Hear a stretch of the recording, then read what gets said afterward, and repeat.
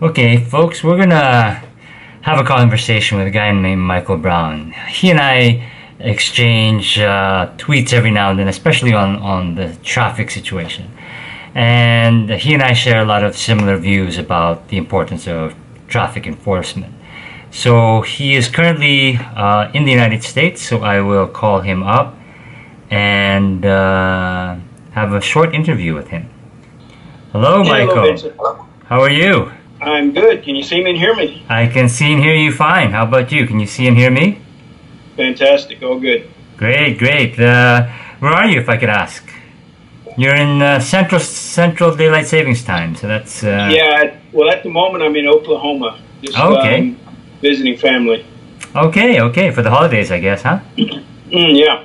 Good, good. Well, I was telling the viewers that you and I have exchanged quite a bit of on Twitter about the need for enforcement. Both you and I Right. seem to tweet a lot about the MMDA and the need for traffic enforcement. So tell our viewers a little bit of your background in enforcement and law enforcement. Okay. Well, my background's primarily law enforcement. I served in the military for 20 years, and I was a military policeman during that time.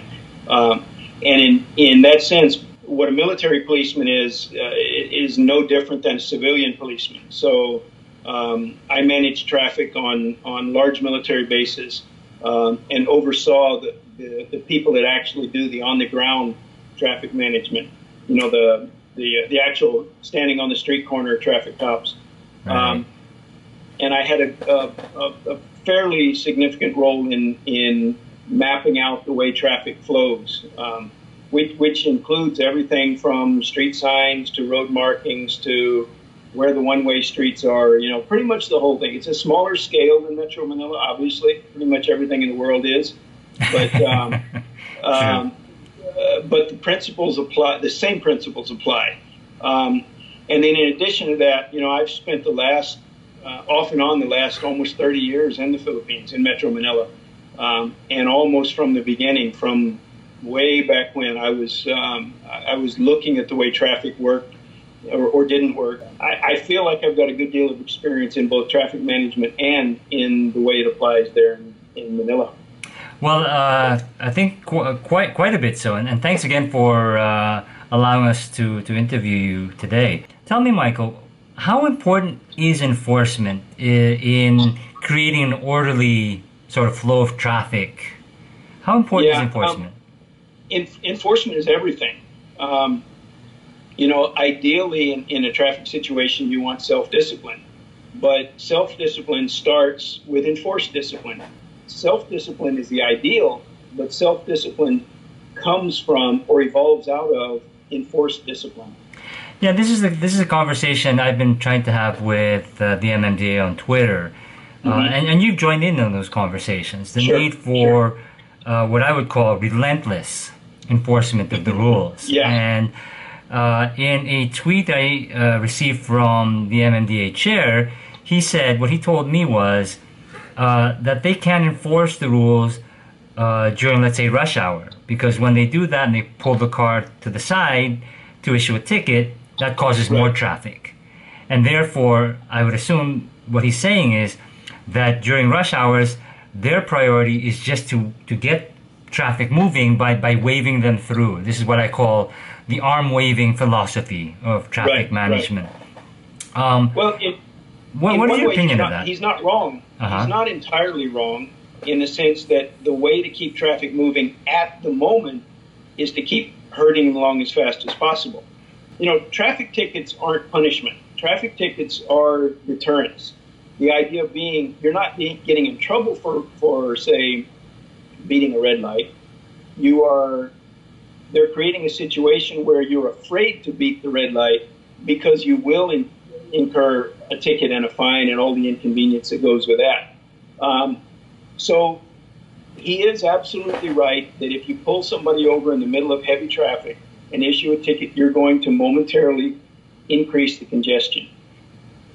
But if you do that consistently and the drivers are afraid of getting stopped and, more importantly, getting a ticket and having to pay a fine and having to go pick up their license, all the horrible process that goes on when you get a ticket in the Philippines. If the drivers are afraid that that's going to happen every time that they commit a violation, the deterrence factor kicks in, and they will reduce their number of violations. Yeah. It's interesting. I didn't know this about you until you introduced yourself. Is that you actually worked on traffic enforcement in military bases? Yeah, and military base is essentially a community. It's got a fence around it, and it's got war machines and all of that. But in a lot of other aspects, especially abroad, it's really just a little American city. It's got housing, it's got we have plumbing problems. We have street cops. Right. Everything that a city has, we have.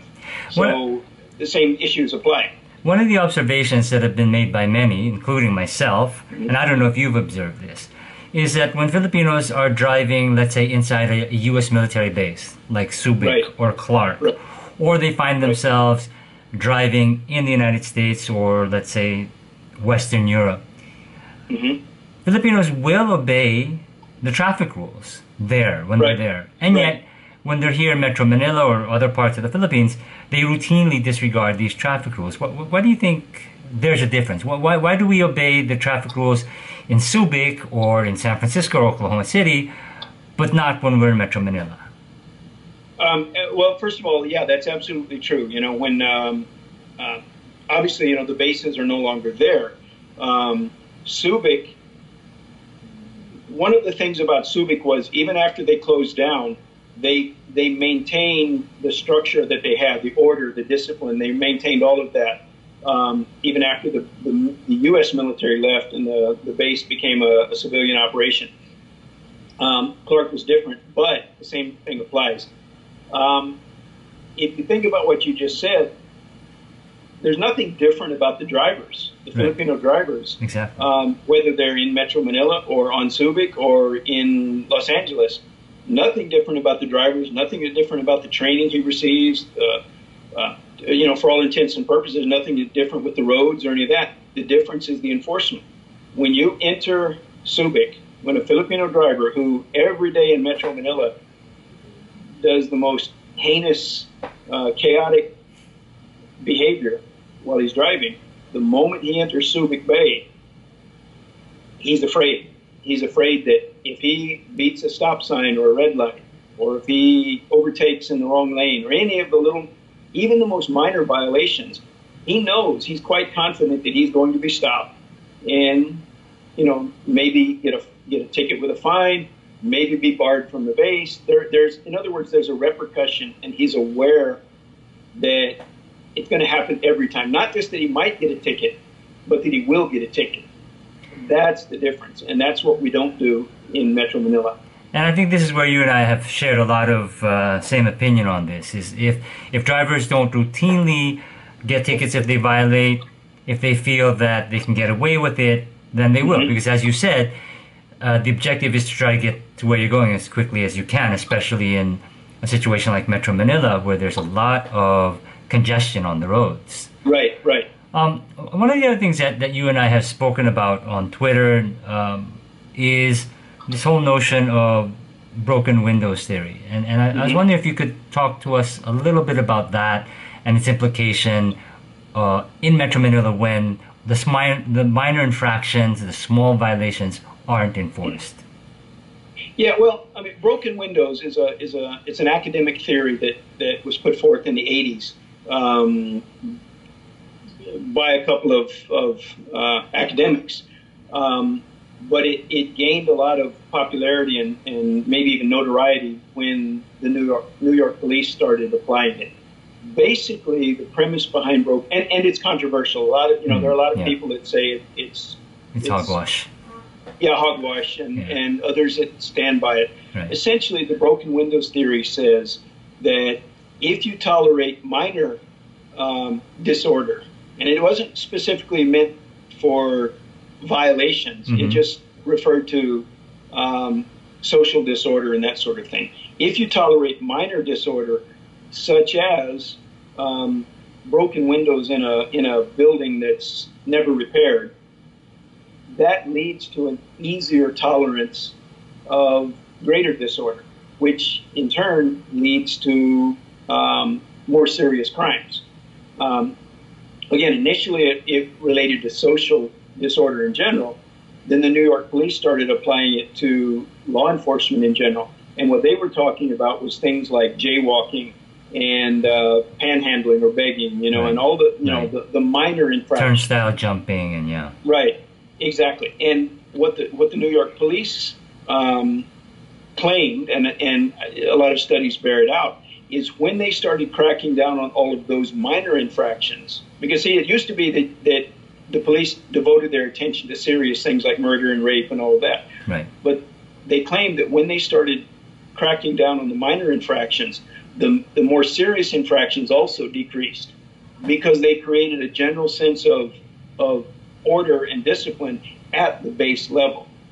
Okay, so is it a valid theory? I'm not sure, but absolutely certain elements of it apply. It seemed to work for New York City. It did, and you know, when Bill Bratton, the commissioner in New York, the New York police commissioner, when he's the one who implemented it. When he retired, when he left, there are studies that say more serious crimes increased after he left. Is that because of the broken windows theory? I'm not sure, but its basic premise is pretty legitimate. If you apply that to traffic, what does that mean? If you tolerate basic minor misbehaviors, maybe not even violations of law, but just general people going against custom, right? It makes it easier on the side of both the drivers and the enforcers to tolerate more serious infractions. Mm-hmm. And, you know, the problem isn't only the drivers, the problem is the enforcers. Yes. The drivers behave a certain way. They behave in a kind of carefree manner when they drive, but the enforcers in the Philippines do exactly the same thing. They enforce when it's necessary, not with an eye towards creating a deterrent environment, but only because something blatant happened in front of them. Right. And that's a problem. I know that you have in the past advised the MMDA, but for the purpose of this interview, if you were to give MMDA some advice, again, through this vlog, what would you tell them? Right. Well, yeah, I did work as a volunteer consultant with MMDA for about 6 months under the previous administration, and made some fairly voluminous recommendations. Uh-huh. But yeah, if I were to advise them now, I would tell them to go to basics. Go back. I can't say go back to the basics because I'm not sure they've ever applied the basics. Right. The basics are strict enforcement. Yeah. If you want to create a self-disciplined environment, you've got to start with enforced discipline. And what that means is, you pull somebody over and you give him a ticket, not with an eye towards punishing what he did, but with an eye towards making him afraid of doing it again. And there's something even more important than that. When you conduct a traffic stop, when you pull a vehicle over and you've got flashing lights and 100 cars go by while you're standing there writing the ticket, and you're doing it in a professional manner, can't leave that out. Yeah. All of those other vehicles and drivers see that there is enforcement going on. So it's a multiplied effect. In other words, you're not just creating a deterrent effect on that one driver. You're multiplying it by all the people who see that this guy got caught for something. I don't know what he got caught for. You know, they're going to be, for the next half mile or so, they're going to be a little hyper conscious, hyper careful. The idea is to expand that and make it grow and grow and grow. You know, when we do things like, you know, one of the things you'll see in Metro Manila is signs that say the next 2 kilometers is a zero tolerance zone. Yes. Well, you know, all that really means is the entire other 23 kilometers of EDSA are free zones. Our tolerance zones. Our tolerance zones, yeah, absolutely. Exactly. so you've got to have strict enforcement. You got to have consistent enforcement. Certainly, you've got to have honest enforcement, and that's another thing altogether. But it's absolutely doable, even in Metro Manila. You know, traffic in Metro Manila. I've said this a million times. Traffic in Metro Manila is congested, chaotic, and dangerous because the enforcement agencies allow it to be congested, chaotic, and dangerous. Thank you again, Michael, Sure. for your time and sharing your experience and expertise in this area. Mm-hmm. And good luck there in Oklahoma with whatever you're doing with your family, and hope to talk to you soon again. Thank you very much, Vincent. I appreciate it.